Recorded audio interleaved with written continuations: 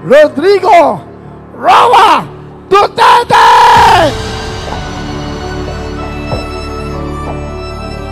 Lights please, lights.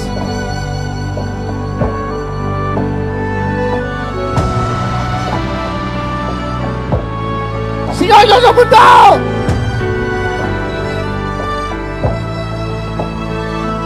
Ang nagmalasakit, nagmahal!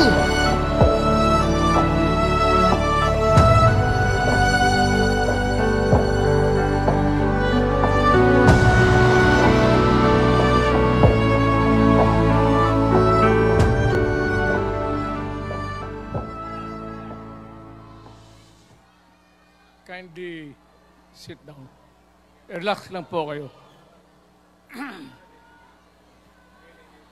Medyo paus ang boses ko. At pasensyahan ninyo ako. Maraming nasa utak ko. Papunta ako dito kung anong sasabihin ko. Puno kanina ang kaalaman ko. Ang problema, nung sumayaw yung magkakaroon dito,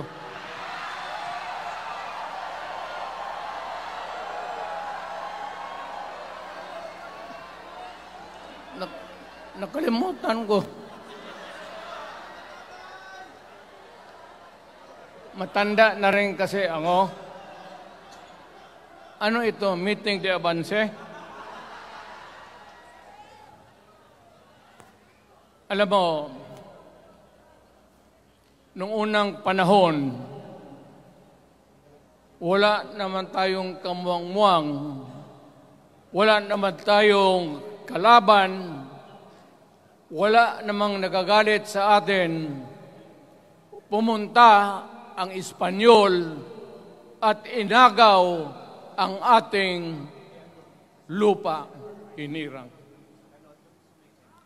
For 400 years, nagtiis ang Pilipino subjugated by foreigners. Then, during the American and Spanish War, natalo ang Espanyol at napunta ang ating bayan sa Amerika. Anak ng grabe ang tiis ng Pilipino, yung mga lolo natin, kung gaano na lang sila pinahirapan. Alam mo noon, kung hindi ka magsimba, ay may mga pare nandyan, they know the history of Christianity. Alam mo noon, kung hindi ka magsimba, 10 palo sa katawan mo. You doubt my... Ayan si Father Ibasco, Chief of Staff ko sa City Hall. Siya yung NPA leader doon sa Libungan. May plenum ang komunista. Itong mga sundalo natin, nandito sa harap ko, nahuli yan si Ibasco. At ako naman ay fiscal noon, pumunta ako sa Katitipan para i-administer ko yung oath niya, yung statement niya kung totoo o hindi. Pagkatapos noon, sabi ng mga sundalo, Piskal, papatayin namin itong 2 pare. Father Tison, Waray, pati si Father Ibasco. Bumaba yan sila sa Visayas para makiksapalaran sa NPA. Sabi ko, wag, kasi pare yan. Puta, alam mo, ang Diyos nandyan kung ito lang naman yan ang prinsipyo, ideolohiya, Hindi naman kriminal yan, kidnapper o pusher. Sabi ko, kulungin na lang ninyo. So, sa matagal na panahon, sulat siya ng sulat kay Cory.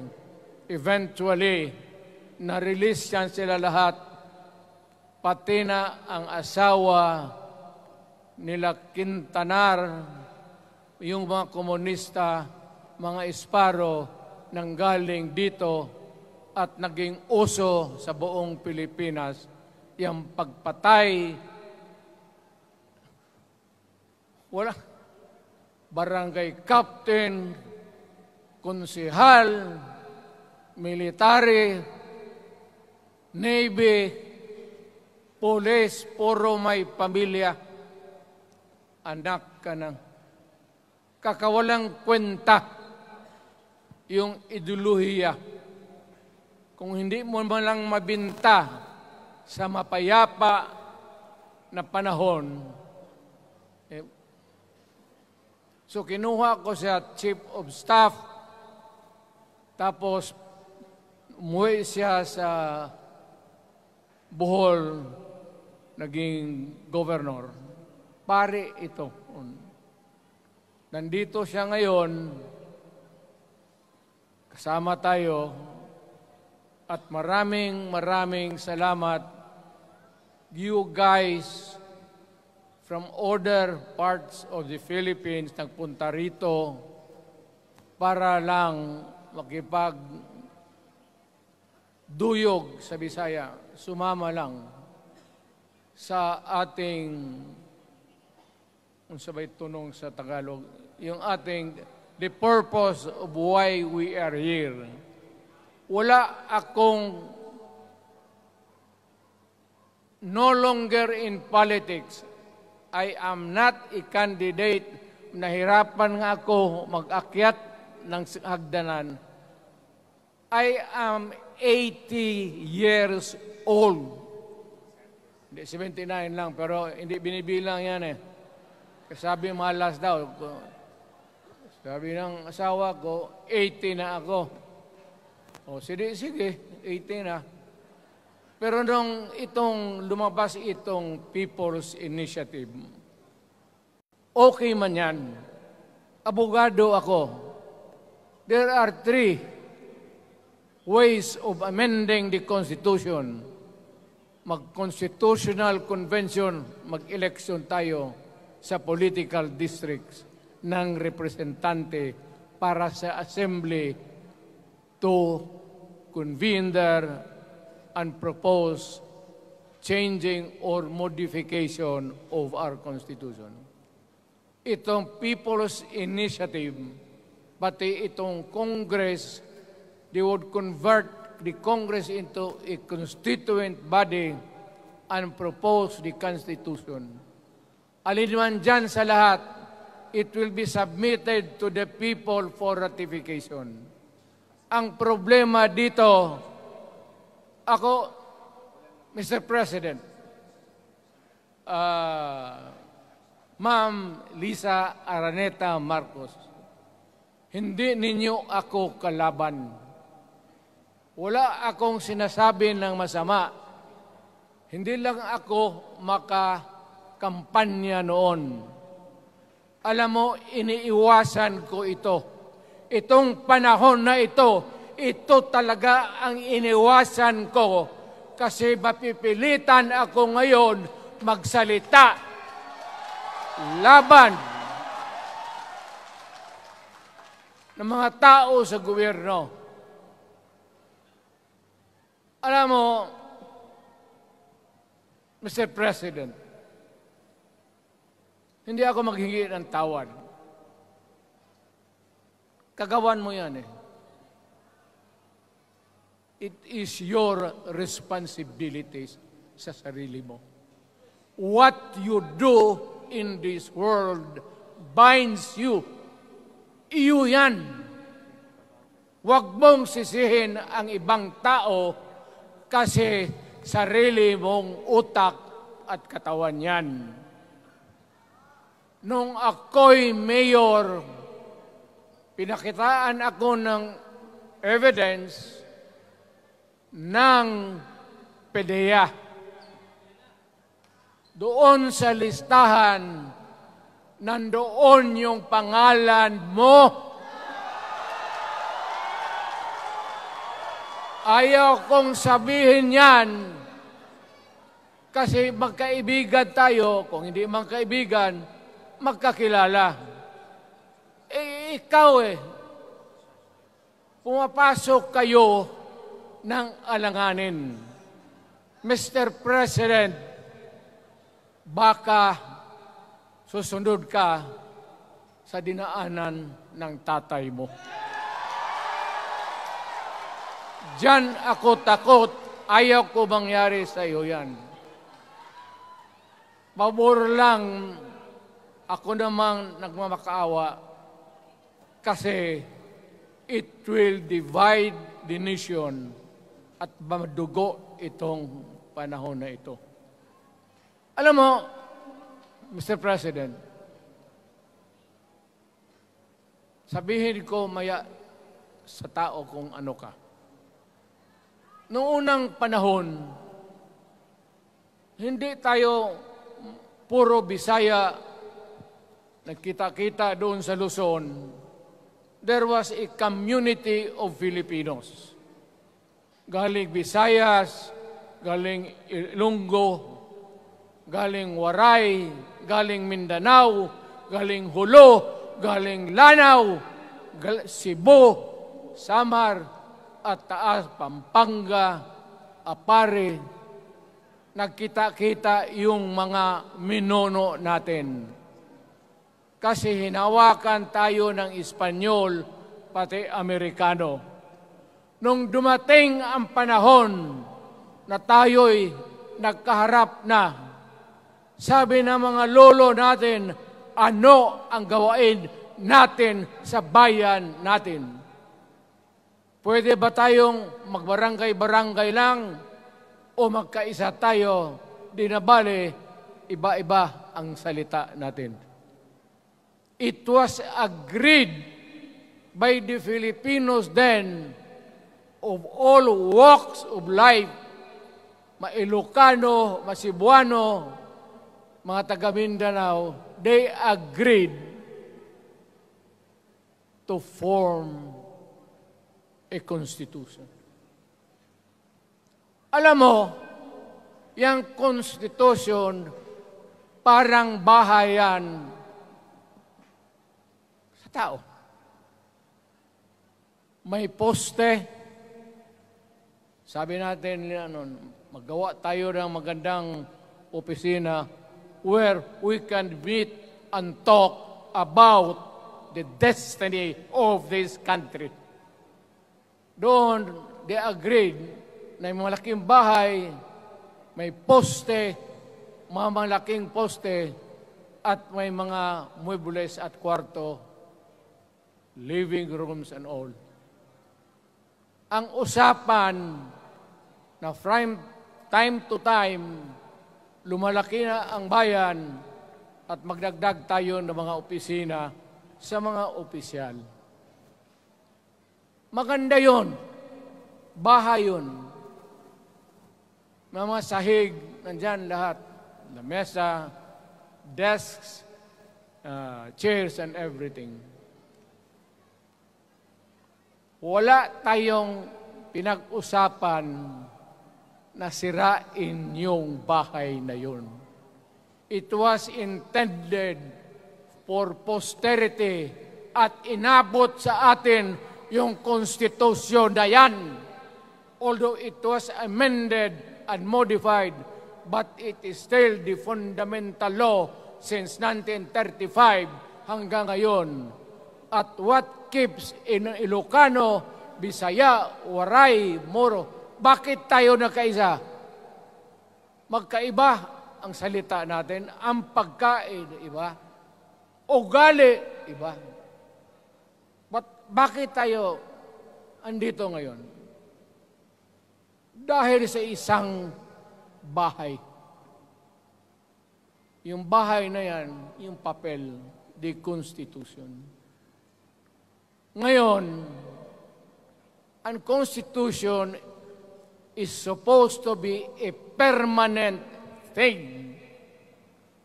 Ang batas na binigay ng Constitution sa Congress, sa lawmakers, they can make laws every day, modify, change it if they want, every week. Okay lang yan. Huwag ninyong pakialaman ang Constitution kasi yun ang bahay opisyal ng Pilipino. Anak ka ng... Bakit pumasok sa utak ninyo yung People's Initiative?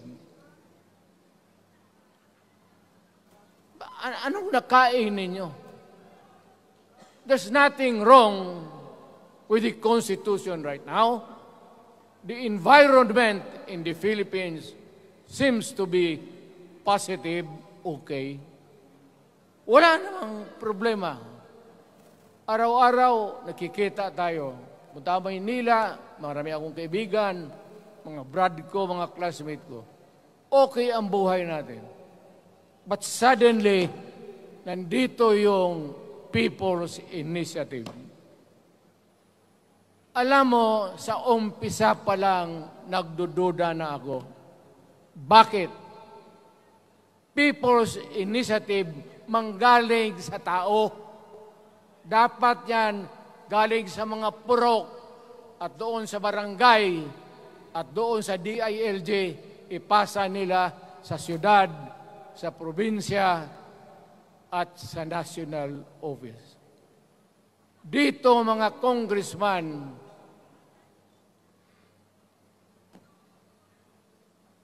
alam ninyo, kung magkaletse-letse ang buhay na ito, sabihin ko sa military, sirahan ninyo yung Congress. Magastos, nagbabayad tayo, nag-usik-usik sa kwarta. Sige pamayad para People's Initiative. So, what is the motivation?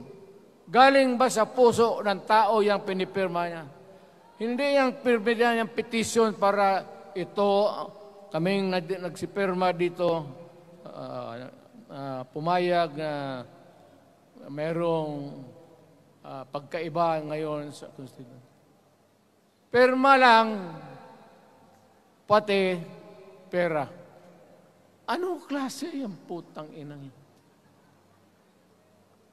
Ganon na lang ang tingin ninyo sa Pilipino.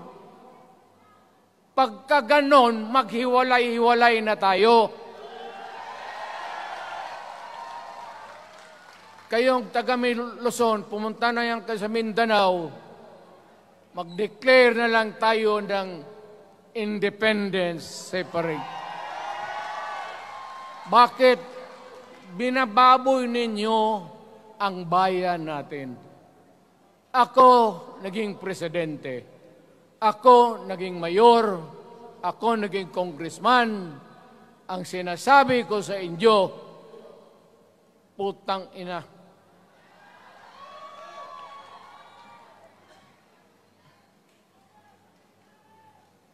Malinis to. Baka ihi mo ito ha.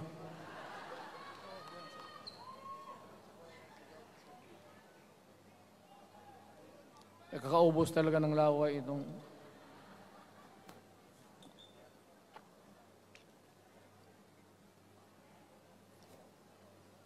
What do you expect? The national government, particularly ang Malacanang, anong gusto ninyong response? Niwala kayong mga seminar na ganon. You never educated the Filipino people. You want the Filipino to remain ignorant para you can do what you want with the country. Yan ang totoo. Kasi ginagago ninyo para walang alam ang taong bayan. Well, kaming nakapag-aral, at may alam kundi hindi katanggap-tanggap yung ginagawa ninyo.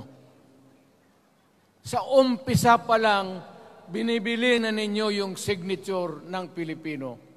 Yun ba ang People's Initiative? You know, national, provincial, city, munisipyo, then the barangay. Yan ang echelons ng power sa gobyerno. Hindi naman ninyo gigamit ang barangay at binigyan mo ng 20 milyones isa't isa sa kanilang mga congressman. At binibili ang Pilipino. Alam ninyo kung ano yan? Kaluluwa ang ninyo ang binibili ng taong bayan. Hindi ako mapayag ng ganon. Nakapag-aral ako, hindi naman ako ignorante. Bakit ka mag-people's change? Ang problema ninyo, ganito. Hindi pa, pauna. Ang malas ng Pilipinas, every president, almost all, pag naupo na dyan sa Malacanang, walang ginagawa kung mag-isip ang mga putang ina kung paano pahabain ang termino nila. That's the problem. Bakit ganon kayo? Ang demokrasya may eleksyon. Para naman, tignan ninyo, Presidente Osmeña Bisaya. Ang napaalaala ko pa, Garcia Bisaya. Then Magsaysay Ilocano. Then si Quirino Ilocano. Ganon dapat. Ang election is a cleansing process. Gumagalaw yan, huwag mong pigilan. Ngayon, kung ikaw nandyan, naupo ka, you stop the process of governance, hintuin mo, kasi pahabain mo ang termino, gusto mo. Sabi ko nga sa iyo, Mr. President, kaibigan kita, Bingbong. Pag pinilit mo ito, lalabas ka ng Malacanang kagaya noong panahon na pinalayas kayo.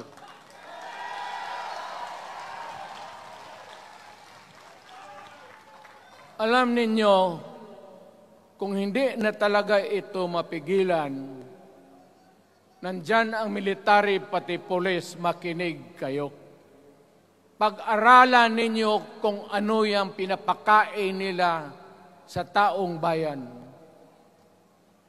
At pagka nakita ninyo kung ano ang mali, you correct it. Nasa inyong kamay na yan.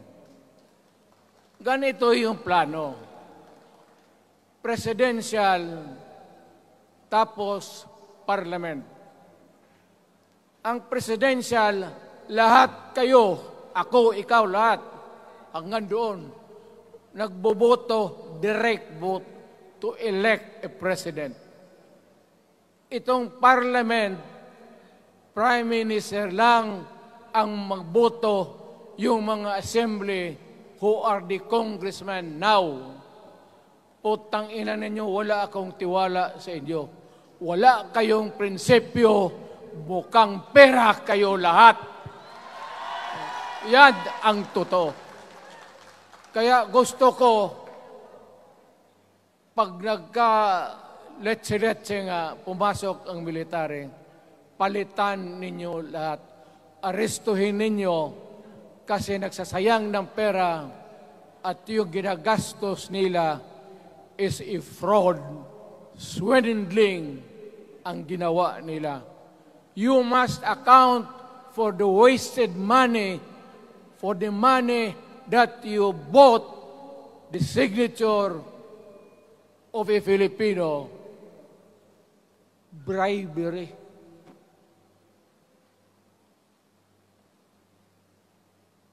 magdasal lang kayo. If by the grace of God, mabalik ako,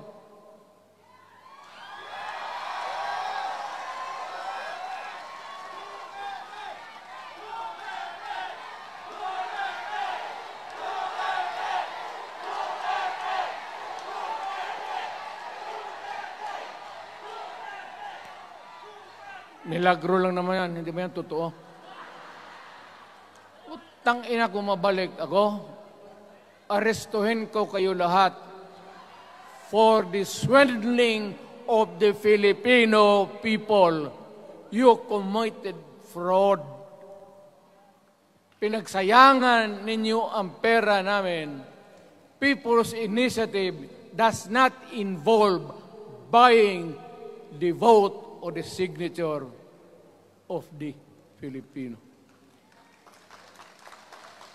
Talagang mga wala kayong prinsipyo, mga putang ina ninyo.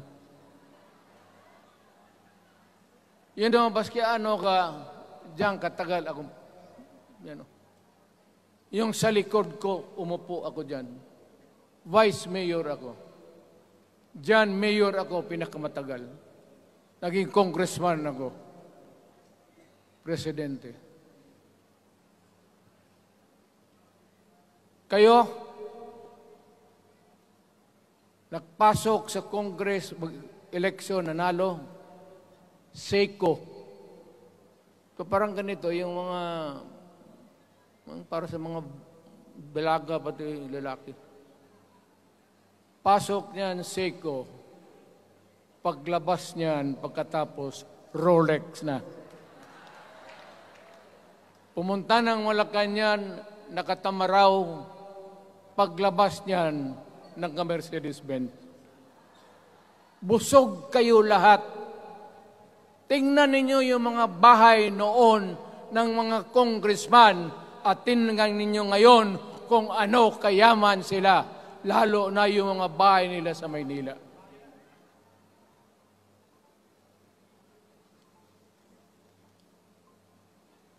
Wala kayong masabi sa akin. Alam mo bakit diretsahan ako magsalita? Ninipahat, wala ako. Paglabas ko sa Malacanang, lipad ako dito. Pumunta ako sa bahay ko para mag-retire. Ayaw ko sanang bumalik. Ayaw ko na. Matanda na ako.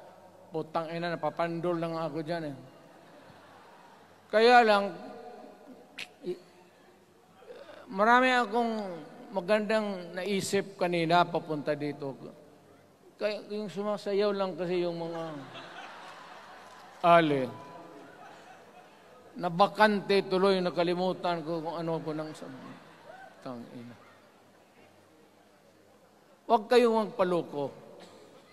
Alam mo, Parliament, ang ambisyon niyan, karamihan, galing kay Lisa Marcos at kay Romualdez. Bongbong bangag yan.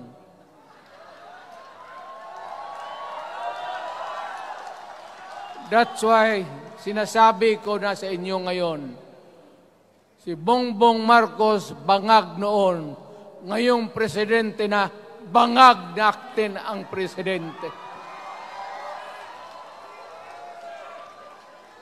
Kayong mga military, alam ninyo yan. Lalo na yung nasa Malacanang. Alam ninyo. The Armed Forces of the Philippines, alam ninyo. May drug addict tayo na presidente. Putang inang yan. Ayun ang, bakit ako nagkaroon ng kaso ng ICC? Sabi nila, pinapagpatay ko raw yung mga drug user at drug addict. Mabutit na lang, wala na ako sa pwesto, baka kasali ka pa. No, Mr. President, pinilit ninyo kami. Kayo yung sa Bisaya, kinikitoy mo yung Pilipino. You are testing the waters. Not even. You are, pushing to the limits ang pasensya ng Pilipino. Wag mong gawin yan. Wag mong gawin yan, wag mong ituluyan kay magkagulo. Pag hindi namin napilitan kayo sa mga rallies, sa aming mga boses, ang sentimento namin, ako'y sinasabi ko sa military, nag-hemorrhage ang bayan, gastos dito ng gastos doon. Tapos kung mag-speech, ang pinag-usapan ang putang inang pobreng Pilipino. Gastos dito, gastos doon. Mga military, maawa kayo sa bayan. Pag hindi namin kaya, gawin na ninyo. Gawin ninyo, kawawa ang Pilipinas. Alam mo, Presidente, tapos mag-parliament, tumatakbo ng assemblyman o congressman niya si Sandro, tapos ipasok nila sa assembly, gawain nilang prime minister. Yan nga ang sakit ng Pilipino. You want to perpetuate yourself in power at the expense ng buhay ng bayan. Mabuti sana kung bright kayo. Kung drug addict ka lang naman at may asawa kang hungry for power, tapos may isa itong taga Leyte, gusto siyang mag-prime minister at gawin niya itong bongbong, diyan ka lang, ako ang bahala. Ceremonial president ka na lang. Ako na ang magpatakbo ng bayan sa parliament. Yan ang plano nila. Yan ang hindi talaga matanggap natin. Kalukuhan niyang putang ina. Huwag kayong, alam mo, bakit ako makipag-away ng presidente? Marami siyang sundalo. Kaya natin, kayong pumalag, pero there is always a time for everything. May panahon na ikaw ay sikat. Sa ayaw mo at sa hindi, may panahon ka talagang bababa dyan sa Malacanang. Gaano katagal ka man to hang on to the power, that is for God to decide for the nation. Kami, patayin ninyo, wala na akong silbi. Tapos na ako, naging presidente na ako. Nakatikim na ako ng pag-upo ng silya dyan sa Malacanang.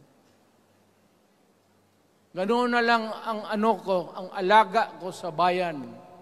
Alam mo ba, tanungin mo yung lahat ng senador, magbisita sila, isang kanin, isang pork chop o isda, sabaw.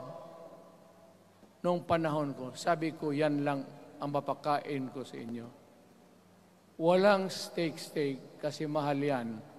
Hindi natin pera itong kinakain natin. Yan ang totoo. Magtanong kayo ng taga-Malacan dyan. Hindi ako nagpabibida. Sinabi ko lang, huwag ninyong kalimutan, Mr. President, ang delikadesa. Mahirap yan. Magkaroon tayo ng... Ngayon, mula naman, yun naman lang ang dapat lang pagpintuhan natin. Huwag kayong pumayag dyan. Binabastos kayo. Alam bakit? Bakit nadalhin tayo sa parliament?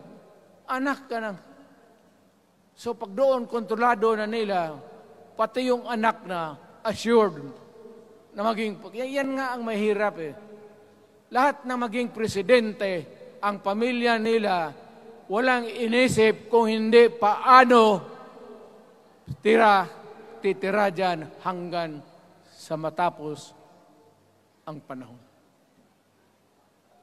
May I remind you, itong election, papalit-palit ito. Para sa lahat, mayroong Ilocano, may Bicolano, may Bisaya. Hindi mo pwedeng suluhin yan. The election is a cleansing process. It does not,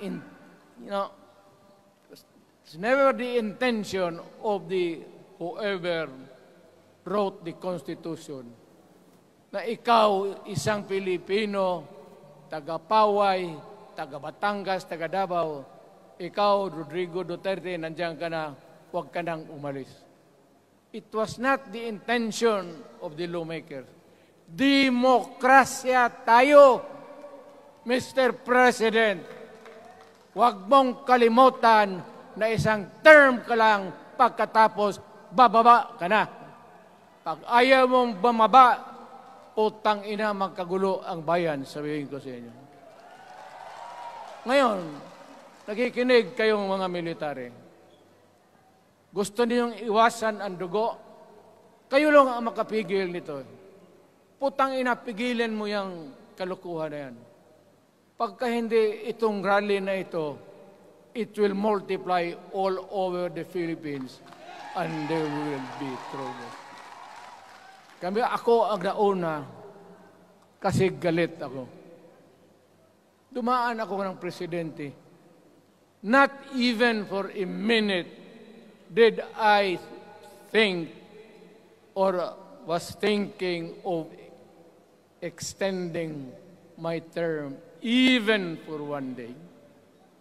Nung natapos ako sa araw na yon, bumaba ako, sumakay ako, lumipad ako dito sa Davao. Ikaw, Mr. President, hintayin mo yung 6 year, kalimutan mo na yung kay Romualdez, kasi yan ang magpahamak sa iyo. At maraming magagalit sa iyo, pati na ang militar. Kaya hindi na ako magtatagal. Yun lang ang dasal ko. Reject. Protect the Constitution. I am calling now the armed forces and the PNP. Protect the Constitution. Trabaho ninyo yan. Huwag ninyong kalimutan. Kami, inyong dapat, you should worry about the nation. The millions of Filipinos. Huwag kayong mag-isip lang ng isang pamilya. Putang ina. Ilagay ninyo sa utak ninyo yan. Bahala kayo. Balang araw, magsisihan. Pero kasi umuulan naman, hindi ulan. Hindi, shower lang yan doon sa Malacanang, ginagawa nila, pasirit doon.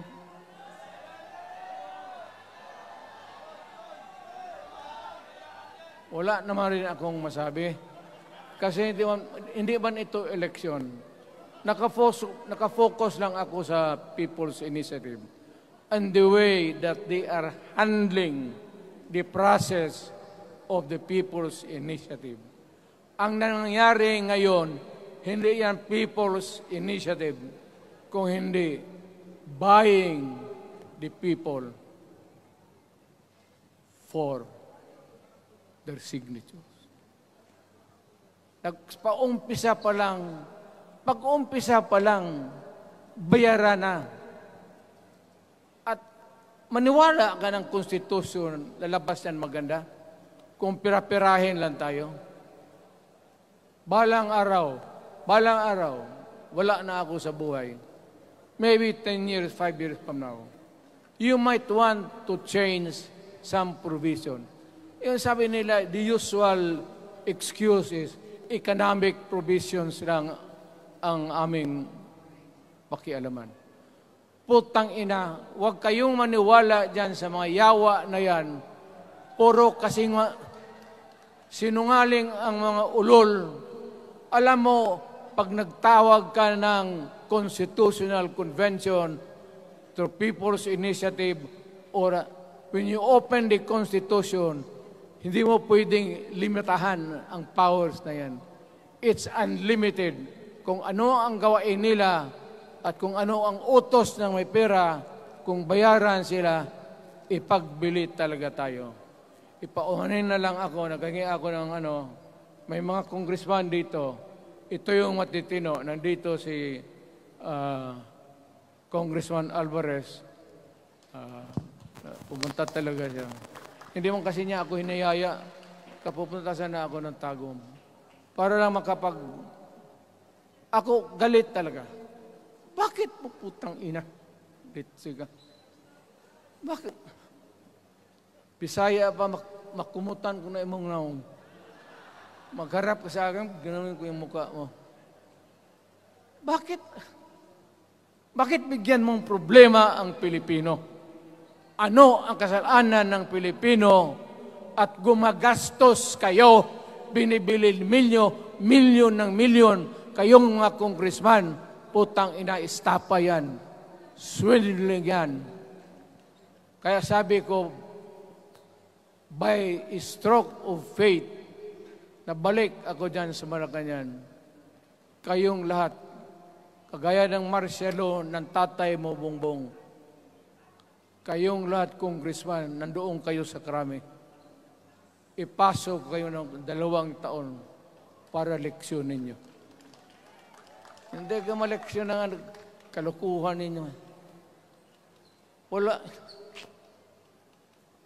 Hindi pa nga naayos ang kati. Ano bang, what's wrong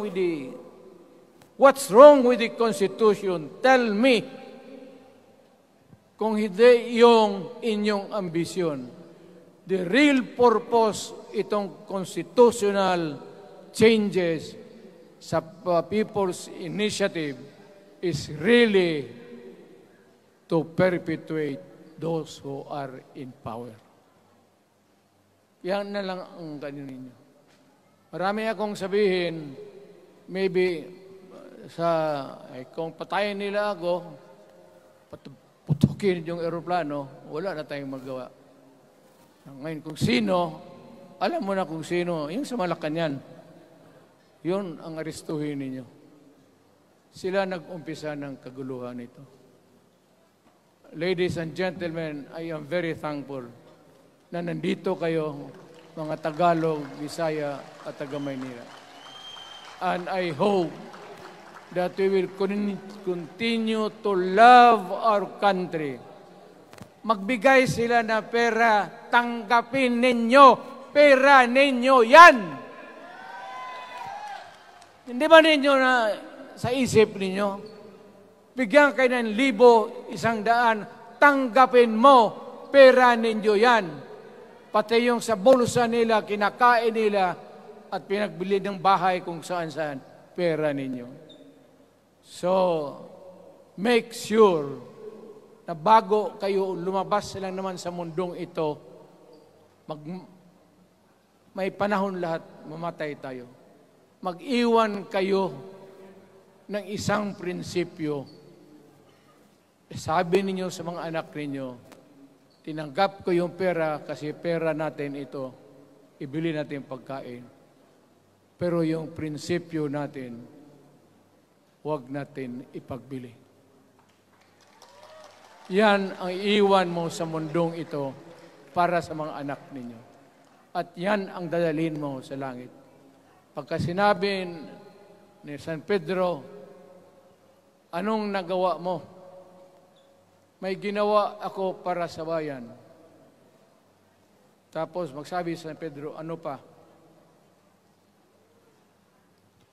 Yung mga ibang bagay na ginawa mo, mga kasalanan, mga kabit, ganon. Sabihin mo kay San Pedro, San Pedro, nandito ako sa langit para makipag-isa sa Diyos. Pag hindi ka tumahimik, yung manok mo, hawakan ko, ilambos ko yan sa ulo mo. Putang ina ka. buksan mo yung puwertahan at papasok tayo, magkita-kita tayo sa langit. Lahat kayong hindi nabili, sigurado ako, langit kayo. Kaya basing anong kasalanan niyo, okay na yan. May guarantee na kayo yung passes. Mahalaga yan as a matter of principle. Prinsipyo sa tao. Maraming salamat po.